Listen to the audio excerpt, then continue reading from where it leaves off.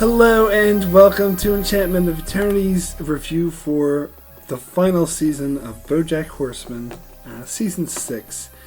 So in this video I will give my thoughts on the final season of Bojack Horseman. I am going to focus more on the second half of the season than I am the first half of the season, and even then I'm going to focus more on the last couple episodes actually than the whole season, really. I want to talk briefly about the season as a whole, but really the focus of this video is going to be this ending, the last two episodes of Bojack Horseman. So I haven't done too many Bojack Horseman videos. I've done a couple here and there. It is one of my favorite shows. I tend to love it more than a lot of other shows that I watch. And so this was the final season. It was canceled by Netflix, but they did give the showrunners the heads up that it would be the final season, so they were able to craft the ending of the story. And so I was kind of wondering how it would go out, and I do think it has ended better than a lot of shows, certainly much better than Mr. Robot in my opinion. And I don't know if I'd be ready to say this is like the best ending of a show ever, but it's definitely, like, let's be honest, most shows don't end very well, so it's definitely one of the better examples of a proper ending for the show. And plus, I think the way it ended might not have been too, like, mind-blowing or explosive, but it was very true to the themes and what the show is constantly trying to say. Because the show has a lot of recurring messages and themes about real life, and how real life isn't like a TV show, and how real life often doesn't get tied up and a nice little bow. That just life goes on, life continues, and that's always been the message of the show. So it's very fitting that the ending of the show would end in such a way as well. Also, before I go any further, I think I forgot to say spoiler warning, which should go without saying if you haven't seen all of Bojack Horseman up to the very end. You definitely don't want to watch this video. Anyway, so so the themes of Bojack Horseman, one of them being is that that things don't get tied up in a nice little bow. That's not how real life works. And also that there's a couple of speeches Diane gave, which I think ties this up, explains this nicely, is that there are no good guys or bad guys. There's just guys, just people trying to do their best. And other example of what she said is like, there is no deep down. It's our actions that define us and stuff like that. So I think the show was very true to sort of those themes. And it sort of ended in a way that some people might have found to not give closure. But I think closure, and this is a concept I think applies to my real life in personal ways that I'm not going to get into. But closure is kind of a fictitious concept in some ways. And that's also been one of the main themes of Bojack Horseman, is that there's really no such thing of closure. Like, one of the biggest examples of this, and they were kind of being a bit on the nose about this, but in a very humorous way, in season 1, where Bojack is hanging out with Sarah Lynn, and he takes her out to a beach and he gives her a gift, and they have a nice little setting, and he starts using his hands in front of his face as if they're credits, and starts playing music, da da da da, because he wants this to be like a TV show, like a sitcom episode where everything has a nice little ending, it's tied up in a nice bow. But then after that, of course, we find that Sarah Lynn pawned the gift that Bojack had so thoughtfully given to her, like she didn't care, and she threw his wild party that completely destroyed his house, completely disrespected him, and kind of revealed that moment he thought was closure or perfect ending was actually she was being insincere in that moment. And so this has kind of always been a message, and the creator of the show often talked about a lot of 80s and 90s sitcoms often had the format, because each episode had to be standalone in the 30 minutes, that there would be a problem and everything would be resolved by the end of it. And sort of one of the main points of the show and themes of the show is that life does not work that way. And as I said with Bojack, since he was starring in the sitcoms, he kind of tried to feel like life works that way. And part of this is learning that it doesn't actually work that way. And again, I think I can relate to that a lot because I was sort of brought up on television. And so growing up, I was kind of raised to have that feeling, to see terms in the way that TV presented things as if everything has closure at the end, and sort of having these life experiences, realizing that that's actually not how real life works. So I think it's kind of really fitting that the ending of Bojack would end in such a way to not have this definitive closure, because the whole point of the show is that there's really no such thing.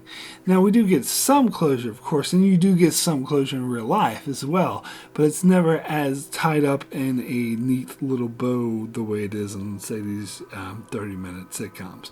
And so I thought the show was very true to that, so I did really appreciate that.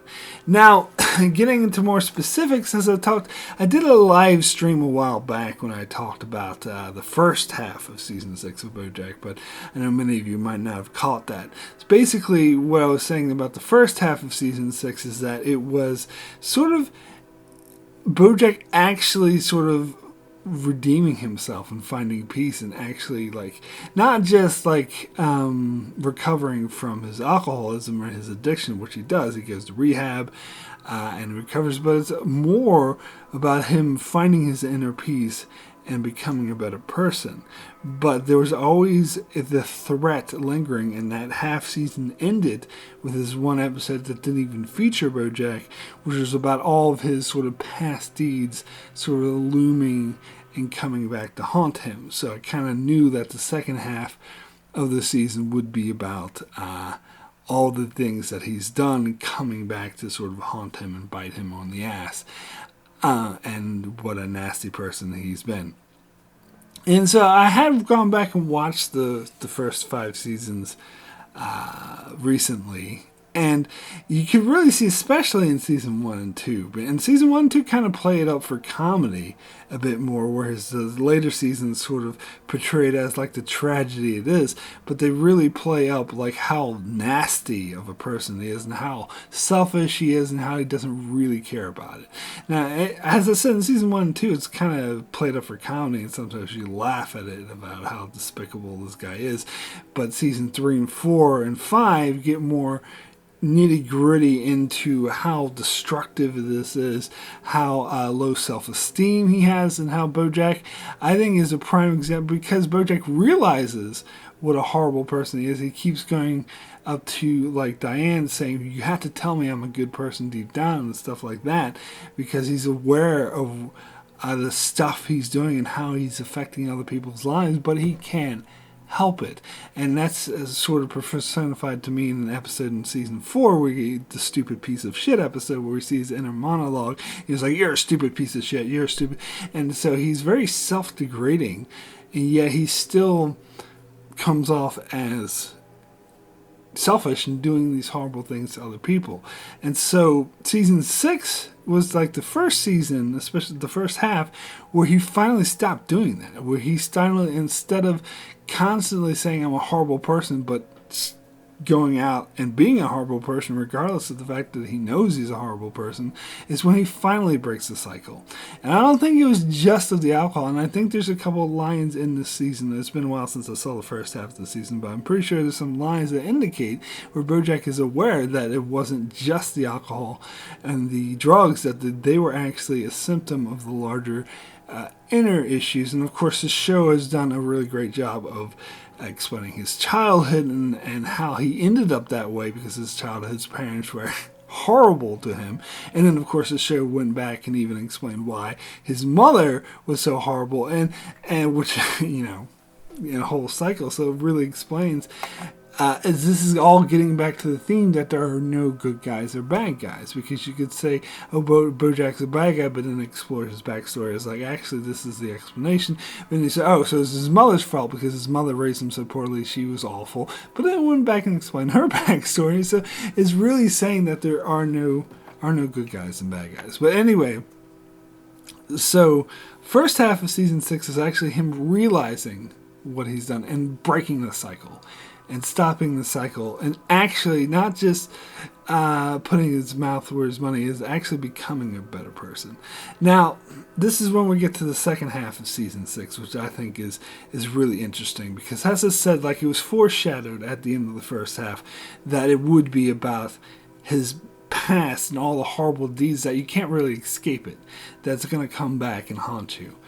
Even though at this point he arguably has become this better person, he still has to face the consequences of his past actions, and they come back in a big way. But this happens a lot faster than I was actually expecting, which actually it turns out pretty good, because I was expecting maybe like this, because we saw these reporters, and I didn't really like these reporters. I don't get why they act like it's like a whole gag where they're acting like they're from a 40s or a classic movie. Reporters, I don't really get why they did that. I like when the sister calls her out in one of the episodes, like, why do you talk like that? We're from Fresno. But so I don't even get the whole point of that, and how, oh, the schmooze, blah blah. I don't know. I was never into classic movies, so maybe that's why I didn't really care for that. But anyway, I'm getting sidetracked. So it's about these reporters digging up into Bojack's past, and they're digging up the stuff about how he lied, particularly about Sarah Lynn's death, and also starts some of the stuff where it happens with Penny in New Mexico, and stuff like that. So I actually expected that the reporters wouldn't find out or wouldn't release this information until like towards the end of the season, but it actually happens like closer to the middle or of this half season.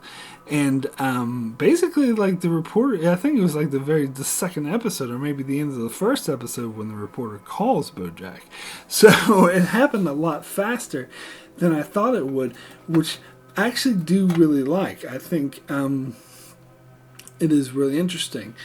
And it's also interesting because I do believe, and I stand by my statements, that Bojack had become a better person. But in the second half, we actually see him slowly slip back into his old persona. And I'm talking about before he gets called out, before he loses everything, which happens, I think, I would say fourth episode to the last, so it's pretty much halfway through the season is when he becomes despised, and he absolutely loses all of his friends. He loses everything, which is probably, it's funny because I was going to say his rock bottom, but I remember the quote where Bojack says he doesn't believe in rock bottom, because every time he thinks he hit it, he ends up hitting something that's even more rockier and more bottom. But I think I would argue with him and say definitively, although he said that before this happened. So I would say, and because he knows he was about to hit his worst rock bottom, and I would say that was definitely his worst rock bottom. But the closer he got to that point, like those 4 episodes before he got to that rock bottom, you saw him slowly, gradually going back to his old self, to his old behavior of being this narcissistic asshole who basically treats everyone around him like shit, is aware of it, but is unable to break the cycle. I still stand by that in the first half of season 6, he managed to stop the cycle. He managed to break it. But he slowly started slipping back when his past was brought up, when people were going after him, when he got into more of a defensive mode. Because even though he was able to break this cycle in the present and become a new person in the present, the moment he's confronted with his past behavior, he's unable to admit to it, and so he slowly starts to. And this is, let me give you some examples of that. So one of the ones I love is when I believe it's either the second or third episode of the season. I can't remember, of the half season. Because one of them was a Diane episode, which I thought was okay, but to be honest, I never really cared as much about the other episodes that focus on different characters than Bojack, like the Diane episodes or the Mr. Peanut Butter episodes, or particularly Todd. I don't like Todd, really. But anyway, getting off track. So one of them was the Diane episode. I think that was episode 2. And in episode 3, it got back to Bojack. And this is a very interesting episode because you had Todd and Diane and Princess Caroline trying to work with him to figure out what these reporters were after and what they wanted. And so they had this board where they listed all the negative things that Bojack has done. And one of the nicer moments is when Todd added 3 things specifically that Bojack has done to him that Bojack left out, which I think is telling, because it's telling. It's not, Todd's just being petty. It's telling because Bojack didn't think of that. It tells us that he's still being a bit absent-minded of some of the behaviors that he did. And the fact that he left Sarah Lynn for 17 minutes before calling an ambulance in that time, maybe she could have been saved, and he didn't list that on the board. It tells you that he's still not, and so he's still not being completely conscious or completely repentant of all the stuff that he's done. And so this gets a bit worse the further this goes on. And one of my favorite episodes, or favorite moments, is the episode where he has that interview with the reporter who basically throws him softballs, and he apologizes, and then everyone thinks that they feel so sorry for him. They're like, "Oh, you're such a good person for apologizing." And of course, this episode is very hyperbolic, as a lot of episodes of Bojack are, mainly for comedic purposes. But people going around, he goes to a coffee shop and they're like, "Oh, the coffee's free because of your interview. My boss was an addict. He checked himself in the AA after watching your interview." And Bojack was driving down the street and people were taking pictures like, "Oh, we love you." And he let that go to his head. And at this stage, I would argue, this is the moment where Bojack completely and totally reverted to old Bojack, to the person he was before he broke the cycle. And so he was right back in the cycle. So you could argue that it was the Hollywood fame that did it. Now, this is not saying that there's something inherently destructive about Hollywood fame, but this is to say there's something destructive about Hollywood fame to Bojack specific. It's not a problem with Hollywood fame objectively, it's a problem with Bojack, that his main issue, his main downfall, his main fault isn't drugs or alcohol, it's actually Hollywood fame. And this has also been a very common theme throughout the whole show. There's a scene all the way back in season 1 where Bojack went to Sarah Lynn as a child. We got this flashback from Horsing Around when they were filming that, and he told her that, smile because nothing else is important. Your whole life is about pleasing these people. And that really puts you in the perspective of how Hollywood fame, being famous, is really toxic to Bojack. And again, of course, we could go back even further to his childhood and how his mother said that was forced him to perform and basically treated him like shit at home to sort of raise this sort of mentality. But regardless of that, this is how he is now. And in this moment when he did that interview, he became famous again, everyone loved him, and that was the worst kind of drug for him. And this is when he absolutely 100% reverted back to the same asshole that he was before. And I think Diane could slowly see this in him, and that's why she slowly backed off, to the point by the time they got to the interview stage, Diane didn't even want to watch the interview, let alone that she wasn't talking to him anymore, because she could see that he was becoming this same narcissistic person, and that he was getting right back into the same cycles. And she was trying, at the moment, she was dealing with her own issues. She was trying to break her own cycles that in a way were intertwined with Bojack's. One of the best examples is season 2, where she was just hanging out at his house, eating junk food all day and drinking because she refused to face the facts of her reality. So Bojack arguably has been a negative influence in her life because she had her own issues. But we saw again when Bojack started to turn his life around, she started to turn her life around independently of what he was doing, because they were in two totally different places. Like, she was in Chicago, but she was able to see him and still be friends with him because she could see that he turned his life around. But she could see after the incident with the reporters hit that he was starting to slowly get back into the same cycle, and that's why she needed to get away from him. So this episode, when he had this interview, I think shows that he was completely back into that craving, that fame, craving that attention, and he was becoming the exact same narcissist. So all that work he did in the first half of season 6, I think at this stage, was gone. That he was no longer this better person. He still claimed to be this better person on interviews because, I think in his mind he still was. He wasn't aware of the fact that he was slipping back into old behaviors, but also because he wanted people to like him. And it worked for a time. Now, this is one of my favorite moments, favorite scenes, even though it is a bit hyperbolic and silly. Maybe not completely realistic, but it's still one of my favorite moments, is when they call for a second interview. This I love because I think we had the penguin guy or whatever, and all he's worried about is ratings, because the ratings for the first interview basically saved his network. So he's thinking selfishly, but again, this is the way the business works, and so he pushes Bojack into doing another interview, and Bojack wants to do it because he craves that attention. He wants people to love him even more. Like, he wants that fame. And to me, this is what shows that he has reverted to that same narcissist that he used to be. Because if he was that same reformed Bojack, he would be like, no, this first interview was enough.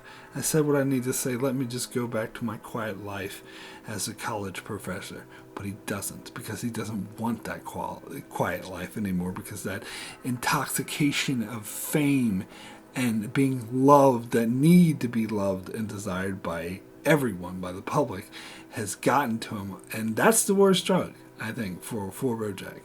And Princess Carolyn can see this, and I love how she tries to advise him. And Princess Carolyn's also, if I want to deep dive into her for a bit, because she's another really well fleshed out character, but she's another example of someone who also pushes Bojack into the negative direction and feeds Bojack's narcissism unintentionally. And again, she's kind of doing it for her own purposes because because she's in the business, and the more Bojack is seen by the public, the more she thrives because she's her agent and that's her job. But unlike other producer figures like the turtle top or the penguin, Princess Caroline actually does care about Bojack, and I think at times she has to reconcile doing the right thing over doing what's going to make her more money. And sometimes she chooses one, sometimes she chooses the other. But this is the case where clearly she can see that this is not good for Bojack. And this overrides, because if it's true, if he gets more money and more fame, more popularity from doing the second interview, then Princess Carolyn, if she was all she was worried about was Bojack's public face and making money, she would urge him to do it, but she doesn't. She urges him not to do it because, and at this moment she's acting more of his friend and someone who's trying to do the right thing for him, because she can see that this is not good for him. That he should quit while he's ahead. That it's a bit dangerous to do this. And for two, he doesn't need to do this. Like, Bojack wants to do this because he wants that fame, he wants that attention, and Princess Caroline can see that sort of addiction coming out on him and sees that it's actually a very bad thing, and she very strongly warns him not to do this. But of course Bojack has that addiction that he wants to, and of course the penguin is just feeding into that, so he agrees to do it. And then this is when he hits his absolute rock bottom, because the second time, that 40s reporter or whatever gets to the interviewer and gets her to realize that if she keeps throwing softballs, her career will be down. And so this is another interesting, because after this horrible interview, Bojack says, oh, she's just a hack, she's just doing this for ratings to save her own life, which he's correct. But she was also, the first interview, she was also doing it for ratings and for her own personal benefits. And that actually benefited Bojack. He's only complaining the second time because this time it doesn't benefit him. So even though I think he's right that she doesn't really care about the issues she's talking about, she's just doing it for her own personal financial gain.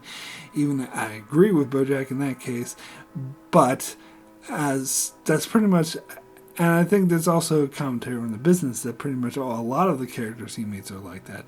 But Bojack only complains about it when it doesn't benefit him. When it did benefit him, he thought it was the best thing ever. But now that it doesn't, because the 40s reporter or whatever was able to convince the interviewer that it's in her best interest to go after Bojack. Now the 40s reporter, and again I don't really like that style, I think she actually genuinely does think that exposing Bojack would be the best thing, and I think she does have more of a moral compass and isn't just in it for her own personal gain, her own money, because we see repeatedly that she's going to get married and she could just forget about everything and it wouldn't affect her. But for her, it has more to do with spreading the truth and stopping this narcissist, which is really interesting. So anyway, that second interview, the interviewer really destroys Bojack, and this is when we first learn as the audience that Bojack left Sarah Lynn for 17 minutes. In which case, if he would have called earlier, her life could have been saved, which is a devastating piece of information for we, the viewer, to learn this, and also makes us question Bojack, and that's a very good meta way of doing it. And of course, Bojack goes on more of a defensive and constantly is trying to defend himself. Now, the interviewer then goes after Bojack, all of his personal relationship with the women, tries to paint him as someone who feels like he needs to have power over women. Now, this case, I don't think that the show is telling us that this is what Bojack is. I don't think we're meant to be told whether or not it's true. I think this is something that's a bit more subjective, that we, the viewer, are supposed to draw our conclusion, much like on the question of whether or not Bojack is a good person. Do we hate him? Do we like him? This is something the show never forces on us, never tells us exactly which side to take. It always leaves it up to us, the audience, to try to make our own conclusions. And I think because you have a main character of a show, you're more likely, and you see from his perspective and his backstory and his mother's backstory, you're more likely to take his side and see his side of the story. So the show often has to fight harder to show you the other perspective of other people around, which is why you got the perspective of the people he's hurt. Like that one episode at the end of the first half of season 6 was very good, because he wasn't even in, and showed strictly the perspective of the people that have been affected by his behavior, which was a really great choice. So the show is trying to sort of, again, not tell us what to think, but present us with both sides of the story and sort of let us decide. Now, as far as his thing, the reporter's case of, the interviewer's case that she was making, that Bojack needed power over women, I personally don't side with that. I think she was sort of digging too much to in his past, or being a bit too just of an attack dog and kind of doing it for ratings. It's my interpretation of that. That she saw method, because she decided to go the attack way. She saw method and started digging into his past. It was sort of taking things out of context and just finding a way to really dig this up on him, because I think Bojack actually makes a valid point when he says, does that mean I'm not allowed to have any relationships with anyone who I have more power over or I have more money than?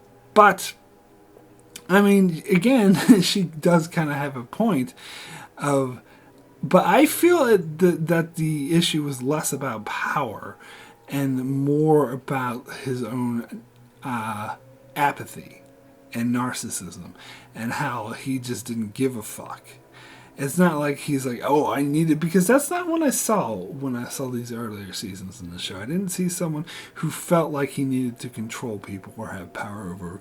I saw someone who just didn't give a shit, and he's very apathetic and and very like. By apathetic, I mean non-sympathetic. He didn't empathize or sympathize with anyone. He was just so caught up in his own head, his own feelings. And so that's why I would disagree with the interview in this particular case. Not saying that that Bojack didn't do all these nasty things and that he shouldn't be held accountable. I do agree. I just disagree with her conclusions on why it is he did these horrible things. I think it has more to do with his own inner apathy and narcissism, which was explored a lot more in the earlier seasons than it did into any desire to have power. And I think maybe that's the point of what the show is trying to show us, that people draw different conclusions that might not necessarily be the case. But regardless, this is when Bojack, he hits his rock bottom, because we see in the next episode how everyone hates him is like the exact opposite. And again, I think this is exaggerated because this is a comedy and they are a bit hyperbolic, but how everyone's spitting on him.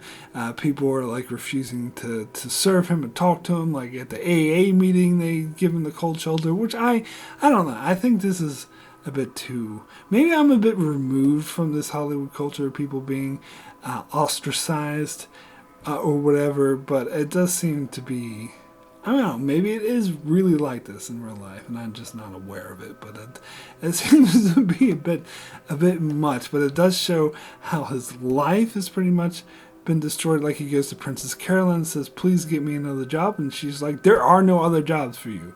You're done." And he just can't deal with this, and he can't accept it. And Todd refuses to talk to him, and so basically his whole life is coming apart. And his only lifeline is Vince Wagner, because Vince Wagner has been through the same thing that he has. And so he latches onto that because he's the only one still willing to talk to him. Now, I think this is a very interesting commentary, because Vince Wagner in season 5 the showrunners admitted that they brought him in to sort of make fun of Mel Gibson and how Mel Gibson can do all these horrible things and still be forgiven and still get work. Which I complained about at the time, because I thought there's been a lot more cases where people's careers are quick to be destroyed and they're quick to be blacklisted, when maybe, arguably, that might be an overreaction from Twitter culture or internet culture. And that maybe people react a bit too more harshly. Like there's been other episodes that explored this, and other shows like The Orville did a really good episode about this that explored how this is this alien planet where people were literally lobotomized because they did something that was completely unpopular and they got popular opinion and was against them.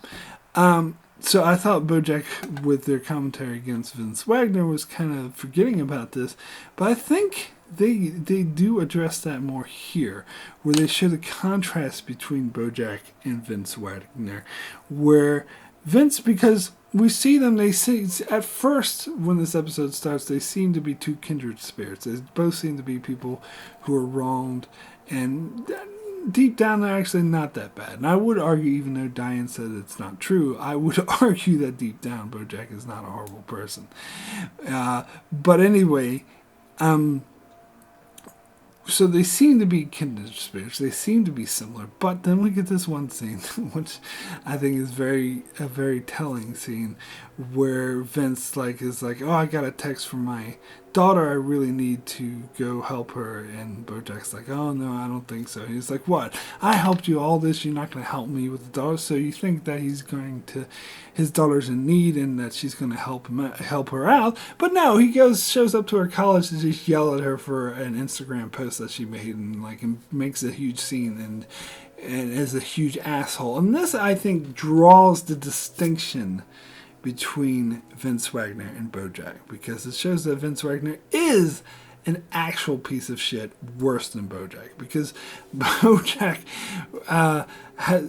arguably he has done stuff like that in season 1, earlier seasons, so earlier in his life, but at the moment where he's down and nobody loves him, he wouldn't do something like that, because his whole point is trying to regain people's love. So I think that scene does draw a distinct distinction, and you can see in it that Vince Wagner, I would think, very arguably is a worse person than Bojack, and I think that's very clearly what the show is trying to tell. So I do think in this way the show is drawing commentary, making commentary, that there is difference between Mel Gibson types and the types of people who are maybe being ridiculed by the social media a bit unfairly.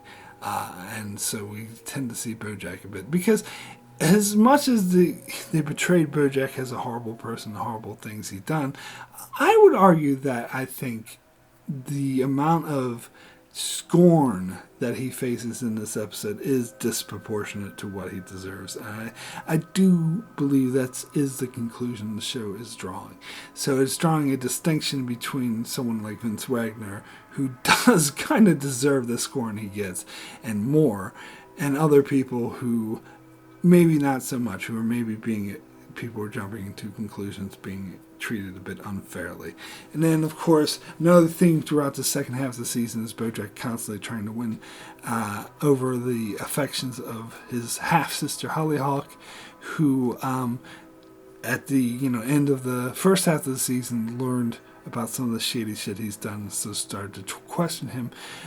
But by the time we get to this point, of course, it's all out in the open, and she wrote him this letter that he refused to read, and instead he kept calling her, and eventually she disconnects his phone.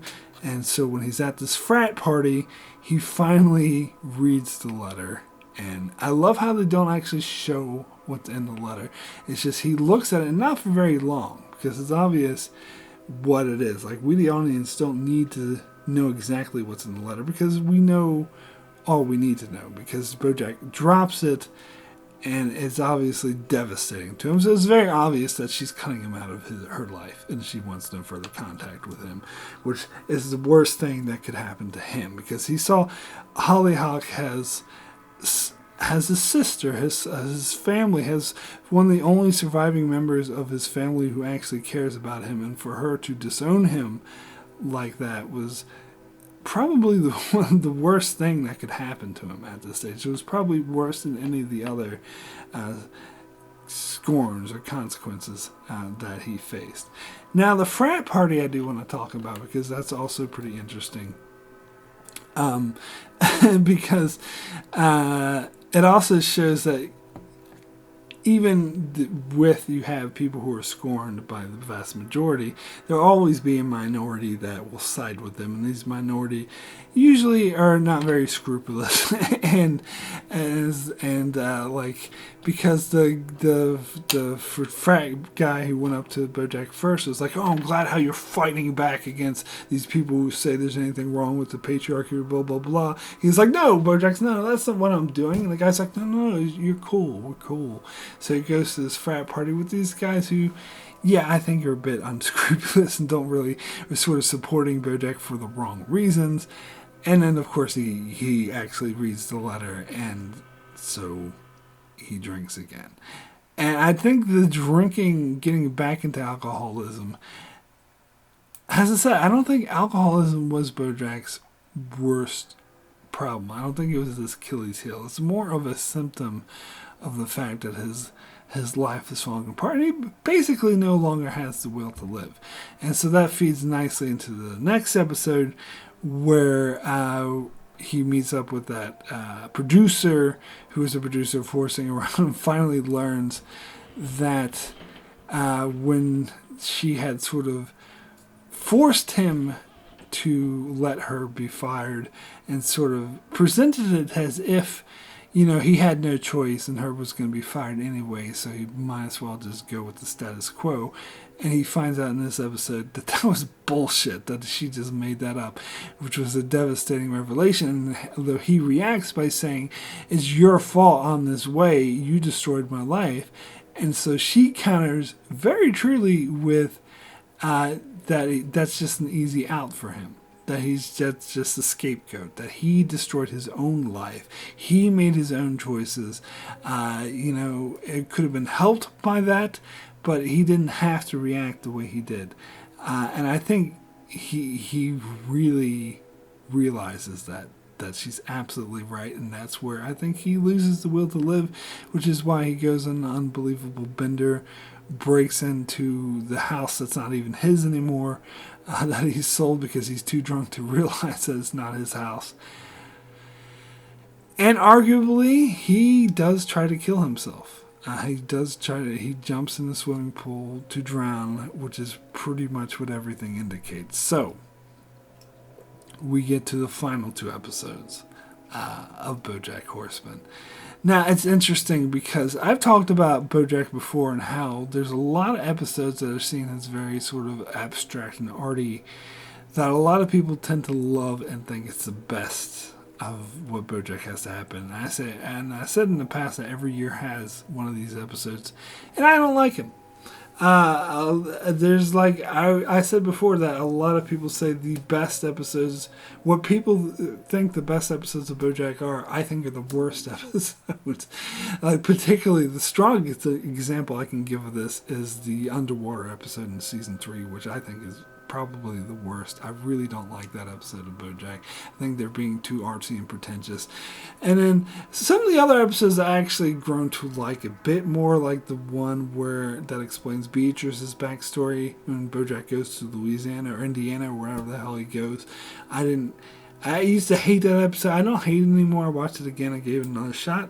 But I still don't think it's all that great. I still don't like it. And the Times Arrow one, where it goes into Beatrice's backstory and gives her perspective of, do we see through her dementia, we learn her side of the story. A lot of people will say that's one of the best episodes of Bojack, and I honestly don't think it was all that good. I think it was okay. I watched it again, I liked it a bit better. I thought, it was pretty interesting, but I wouldn't say it was anywhere near the best. And then there's that free churro episode in season 5 where he has that monologue that takes up the entire episode at his mother's funeral, which a lot of people hold as one of the best episodes ever, which I think it was. It's fine. It was a good episode. It might even crack my top 10, but I don't think it's one of the best by any means. So anyway, so the episode this year that people are holding up as the most artsy, one of the best episodes of Bojack is the second to last episode, The View from Halfway Down, and this is the first time where I completely and totally agree with that. I think this may even be I might even call it the best episode of the entire show. If not the best, then one of the best. Definitely top 3 for me. So this is actually the first time where I agree with the trend of these artsy, abstract episodes, and think that actually I agree with the masses on this case, and I actually think that this is an amazing episode. I think this was arguably, I don't know. Arguably, this is a better episode than the finale. I think that's very clear.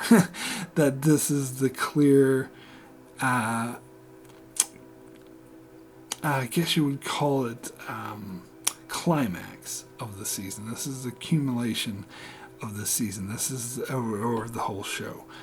Now, I would compare this a lot to Breaking Bad, because Breaking Bad also had something similar. Slight spoilers for Breaking Bad if you haven't seen the ending. Because their big climax came in the third to last episode, which was called Ozymandias, and this is when Walt loses everything. A lot of people die. He loses his family. He loses everything.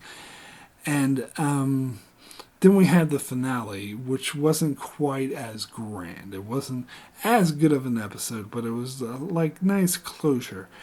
And I've heard the argument that some people said that Ozymandias should have been the last episode of Breaking Bad, which I completely disagree with, because I think you need that closure. You can't end on that. I will agree it's a better episode than the final episode of the show, but I don't think it should have been the final episode of the show. I think the final episode of the show was still good, but it was more quiet and soft-spoken. You kind of need that ending to close it out. And I think it's a very similar thing with Bojack, where the final episode was a lot more of a quiet, contemplative episode. And this was sort of this was the Ozymandias of Bojack. This was the view from halfway down. This was the huge, explosive climax. But I don't think it should have been the final episode, though. Especially because it would end too open-ended, and I think it would irritate me if it was the final episode. But I do think it's better than the final episode, much in the same way as Breaking Bad. Because, of course, this is another abstract episode where Bojack experiences this dream where he meets up with all the dead people in his life, and he slowly starts to realize that it's more than simply a dream, that he's not just asleep, that he's actually dying in the pool. And I love how this is foreshadowed by his water tasting like chlorine. And there's so much metaphors and codes in this episode. This is one guy who did like a 50-minute video on it, and I could do like I could probably do like an hour and a half episode video on just this episode alone. So I know this is going on long enough already, so I'm not going to go on for that long talking about all the hidden codes. But there's a few I want to point out, such as I love how each of their meals is catered to their death or has something to do with how they died, such as Cracker Jack eating rations and Herb eating peanuts, which he died from because he was allergic to peanuts, and Corduroy Jackson eating a lemon because he died with a lemon in his mouth.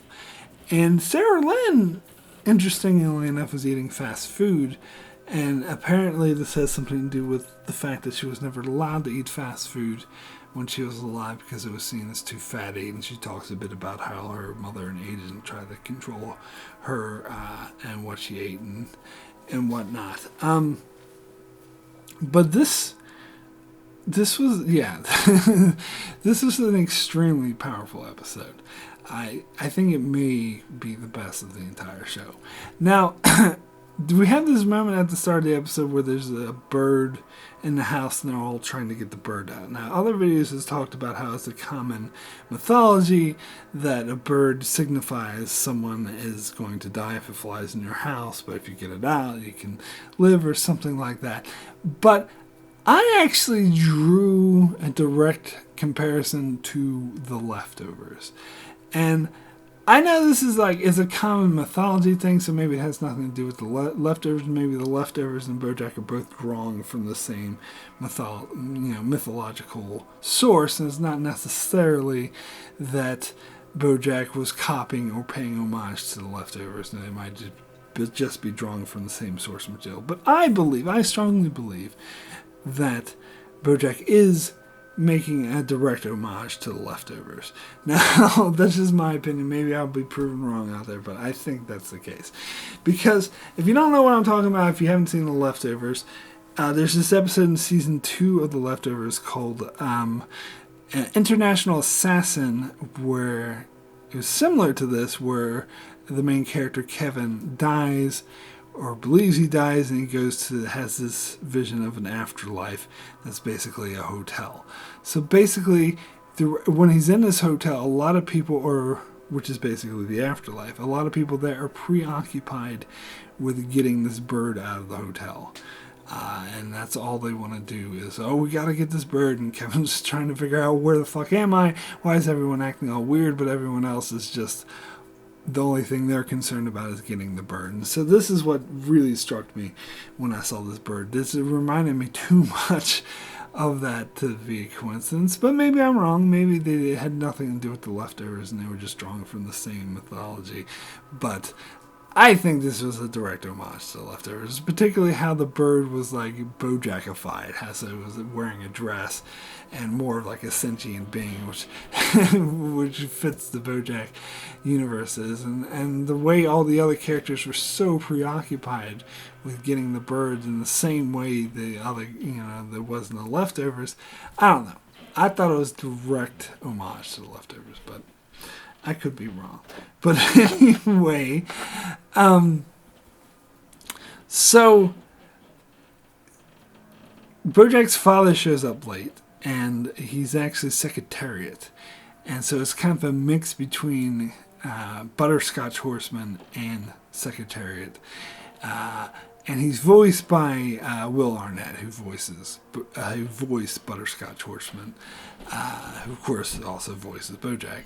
And I heard some people complain that they didn't get, what's that guy's name? Quiet Place director guy? It's slipping my mind. Who's Jack Ryan now. Well, anyway, he usually does the voice of Secretariat, and some people were like, oh, why didn't they get him to do Secretariat?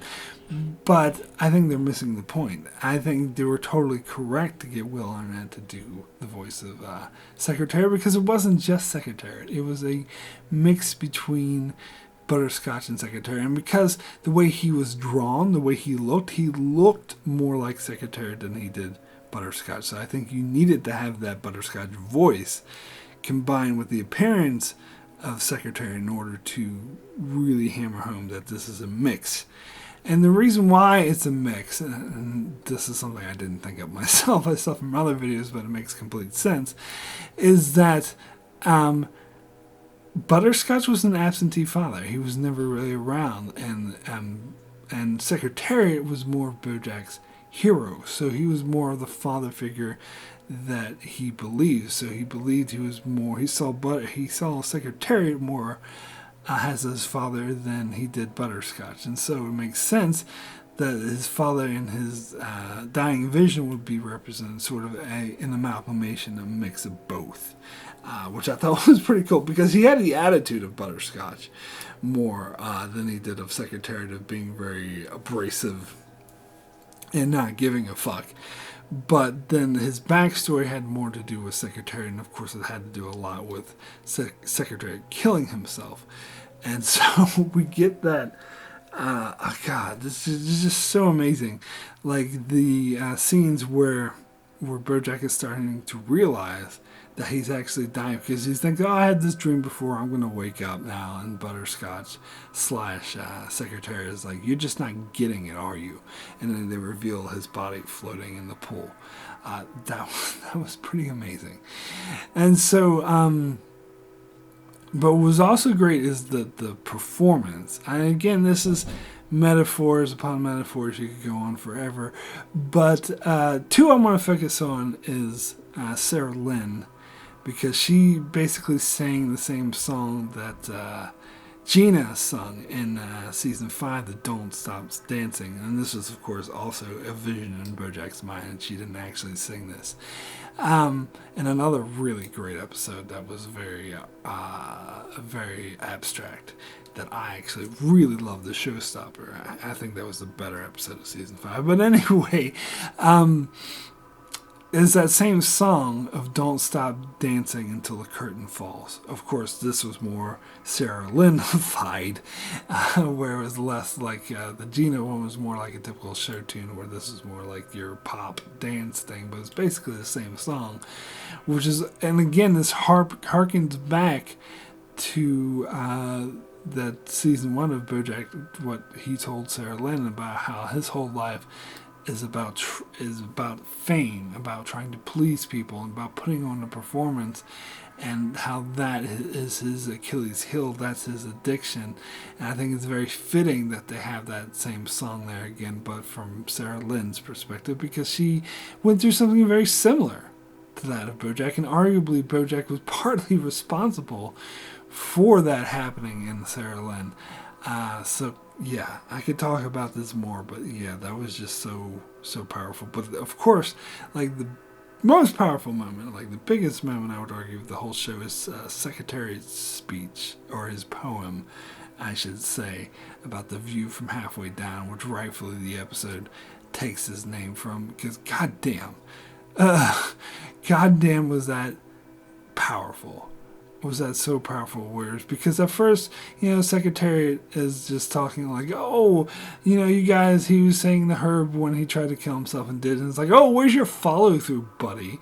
And he was talking to Bojack, he's like, what is this bullshit about finding closure, whatever, what you gotta do? He's talking like suicide's a great thing, but then it's revealing that he kind of had second thoughts when he on the view from when he was halfway down, when it was too late to do anything about it. And that, of course, relates strongly to Bojack, because now Bojack is having second thoughts about it, how he doesn't want to die, but it's too late to do anything about it. The deed's already done, and it kind of hammered us home with like the way Herb talks about how that he doesn't know what's going to happen. It's beyond his control, that he can't do anything about it. It's too late. Which is, again, why the episode's so aptly named The View from Halfway Down, because at this point, no matter how much you regret you want to live, it's too late. God damn, was that ever powerful. So, the finale, I think I was a bit disappointed at first with it, but the more I think about it, the more I sort of kind of appreciate it as an ending for Bojack. The finale is really interesting because it takes on a format where the only characters that ever get any dialogue are the 5 main characters. And basically, and they're never together at the same time. It has a very simple format of Bojack talking to each of these 5 characters and having a dialogue with them that sort of, in a real way, gives them closure and sort of ties out the story, where at first he meets Mr. Peanut Butter and sort of relates how, although Mr. Peanut Butter is probably the most annoying person to Bojack, he is also kind of his best friend and the only one who truly cares about him or always has his interests at heart. And then you have Todd. The conversation has with them is all about how Todd was really reliant on Bojack, and how Todd has sort of learned to stand on his own feet and become his own person, and doesn't need Bojack anymore, but yet still appreciates him for who he is. And then Princess Carolyn and their talk were, again, kind of a similar relationship, where Princess Carolyn was so like, this was a really codependent relationship between Bojack and Princess Carolyn, that they were both sort of dependent on each other, and they're sort of learning to break away from that, to stop that cycle where Princess Carolyn, and where Bojack says, it looks like I'm going to need another agent, and Princess Carolyn's like, well, I can recommend some good ones for you, but it's not going to be me. And it's sort of showing that they're both learning to sort of, stop being so dependent on each other, and that they can still have a friendship and appreciate each other without that dependency being there. And then you got, of course, Diane, which is, I think it's very arguably the heart of the show, because basically you could argue that the show started when Bojack and Diane met and ends with them where they basically stop being friends. And I think that's heavily implied that this would be the last conversation they have. And it's, again, there's so much insight, it would take me a while to dive deep into this. But it's basically, like, it was so touching when Diane said, I'm sorry and thank you, and I'm sorry. And it was also very powerful when she told him about the phone call that he left the night that he nearly drowned in the pool, and how she blamed herself, and how inconsiderate that was, and how he was always dependent on her for his happiness. But that's because he saw her as a good person, and she comes to realize this, and they sort of both, I think, have gratitude and forgiveness for each other, but realize that their relationship can't really go on. So, I think that was a very powerful ending. But now, now I want to talk about a fan theory that's been going around. And this theory goes that Bojack Horseman is dead, that he died in the pool, and the finale, the last episode, was also, in similar terms, a fever dream, just like the second to last episode was, but this one was more of him finding his closure, finding his inner peace. And you know what? I actually really like this theory. The more I think about this theory, it makes me like this ending a lot more. As I said, I didn't really like the finale that much when I first saw it. But when I look at it, as soon as I heard this theory and as soon as I looked on it in these terms, I loved it. I think it actually makes the show a lot better. Now, the showrunner, I believe, in an interview said that it wasn't his intention that Bojack die at the end, but he also said that if that's what you as the audience member want to take from it, then who is he to tell you otherwise? If that's what you want to take from it, if that's how you view the show, then that's fine, and that's great. And I think there's several lines in Bojack that I think indicate that this ending was meant to sort of be ambiguous, and they weren't trying to tell you what happened one way or the other. And I think they're trying to say that you can interpret this whichever way works best for you. One is when Todd was talking to Bojack and Todd in the final episode, and Todd said that, well, that's the thing about art, is that you take what you get from it. Which is true, and Bojack was saying, well, that's not what it meant. And you could also go back to the episode Free True when Bojack mentioned a fan who's got this greater meaning from horsing around, but he said it was basically some one of the grips left a coffee cup in the shot, and that's all it was. There was no greater meaning behind it. But he's not necessarily wrong. Like, you could get the greater meaning behind it. But the bigger thing I would point to is in the first half of season 6, when Princess Caroline was discussing Birthday Dad with the Flea director who directed it, who hated it, and she re-edited it, and he's like, I don't like this ending. It doesn't make any sense. Does the main character die or not? And Princess Caroline was like, well, who are we to say whether or not he died? The audience is smart enough; they'll figure it out, or they'll draw their own conclusions. And to me, that is the strongest indicator that it's kind of meant to be up to us, the viewer, of whether or not Bojack lived or died. It does seem like the more stronger indication is that they did intend for it to be face value, and they did intend for him to live, which is indicated by what the showrunner said, that in his mind that Bojack survived, and that does seem to go along thematically. Particularly with the line in the finale where Diane says that, where Bojack is like, life's a bitch and then you die, and Diane's like, no, but life's a bitch and then you live. So sort of saying, and it also goes along with the theme of there not being closure or finality to real life. And that the life just goes on and you have to deal with it. But I'm still in favor of the theory that he did die, and there's a lot of reasons for that. First of all, like, again, this could be interpreted in several ways, but in the opening of the finale, they show that heartbeat monitor flatlining over, and then they show a clip of Diane and Bojack. Now, in story, this has not happened yet, so to me, this indicates that this is his fever dream that he's having the moment of his death. And that's why it's because it happens like all in a heartbeat. And so that's why we can see the scene of Diane and Bojack. Whereas others who prefer the theory that he survived choose to interpret that as that's just signifying that Diane and Bojack Horseman that the relationship is dead. It doesn't mean that Bojack is dead, it just means the relationship is dead.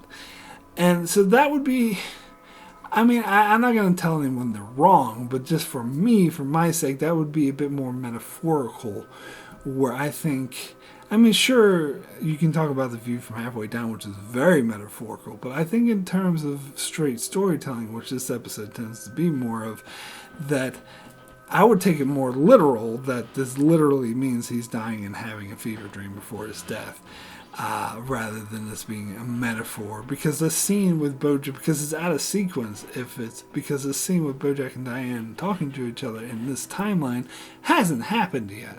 So to me, it would seem really out of place for showing that just to indicate the relationship died, when that is drawing from a scene that hasn't occurred yet. Whereas if this was a fever dream, then it could be occurring all at the same time. I don't know, that's just me. As I said, you can choose to interpret it differently. Maybe you can tell me that I'm just fooling myself, whatever, but I don't know.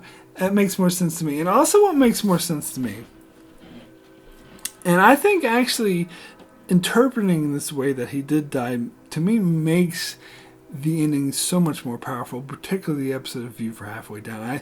Because when I first saw it, I feel like the fact that they do that comedic fake out at the start of the finale, where it makes you think Bojack died, and it had this headline saying "Horseman dead," and then it zooms out and it says "Headless Horseman franchised from Sony dead" or something, and on the side it says Bojack Horseman's still alive. Like, that was obviously this as a tongue-in-cheek comedic way of faking you out in a comedic way.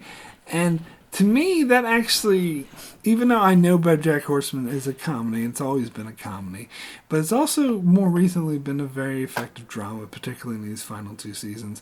And to me, that takes away some of the power of that ending. The View from Halfway Down of Bojack dealing, because that episode's all about him dealing with his incoming death and realizing that there's nothing he can do about it. And to say, actually, he's not dead, he's alive, here he is, and they just zoom through it very quickly in the first 2 minutes.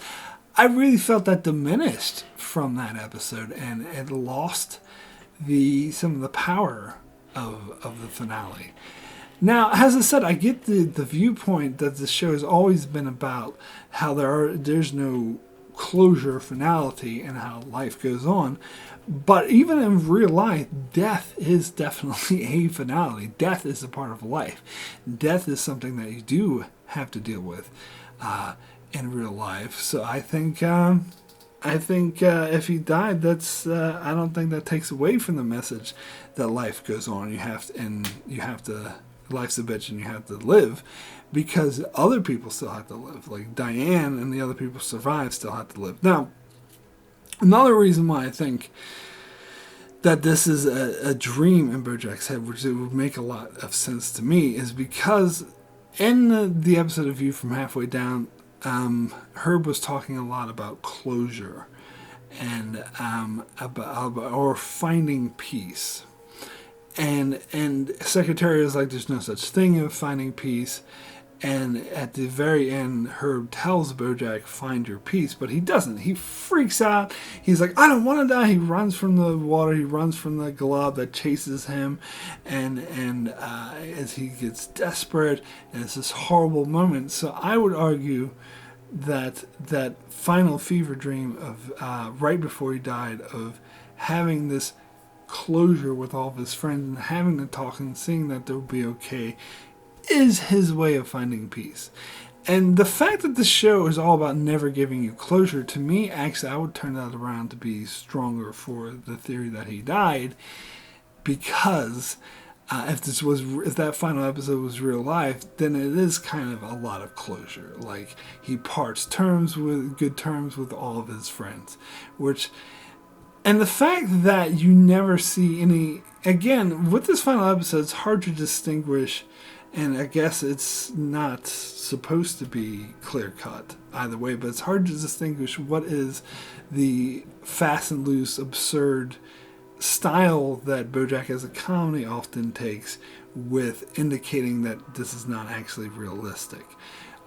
For one thing, the fact that we don't hear any other characters in this episode, and it's just the main characters, to me that makes a lot more sense from a fever dream perspective, because Bojack, we never see Judah, for example, even though it's Judah and Princess Carolyn's wedding.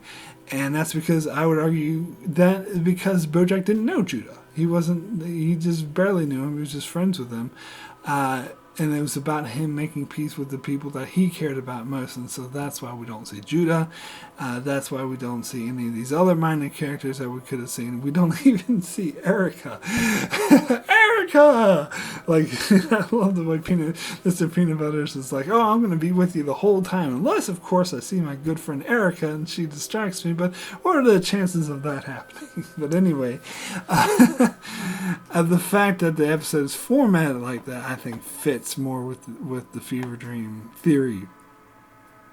And also, as I said, like this does, like if it's real life, it does give him a lot of closure. So I think going by the theme of the fact that the show has always been about that there's no such thing as closure in real life, would be that this is just his imagining of closure. This is him finding his own closure before he dies. And also, like, the way, like, would he really get arrested and sent to prison for over a year for breaking into his old house and trying to kill himself? That doesn't strike me as any realistic. That strikes me as something that he would just make up. And the fact that he even said, when they asked, like, why he was arrested, he said, it was about a lot of things. That's not how the law works, but it would make a lot more sense in his mind that all the bad stuff he's done would accumulate in the punishment for him. I don't know, but again, it could just be the comedic fast and loose way that the show plays with things. And there was also, I watched this one video about it, and you have to kind of pause the episode to see this, I didn't notice it, but when he's at the trial where he's arrested, the jury members, every member of the jury is someone that he's wronged before, someone who's appeared in the episode before, in the show before, someone that he's wronged before. Now, you could either interpret that as that's his mind, his consciousness is telling him that all the people he ever wronged, and this more strongly indicates that he's, just being in his mind, punishing himself for everything he's done in the past. Or you could say that it's just the show being funny and saying, oh, look at all these neat little cameos, because you have to pause the thing to get it. And, some of the people he didn't necessarily, I don't know. Because, like, they have Daniel Radcliffe is in there, the drawing of him. He didn't necessarily wrong Daniel Radcliffe, but he was kind of a bitch to him. I was kind of mean to him. It was like it destroyed all the charity money just to spite him.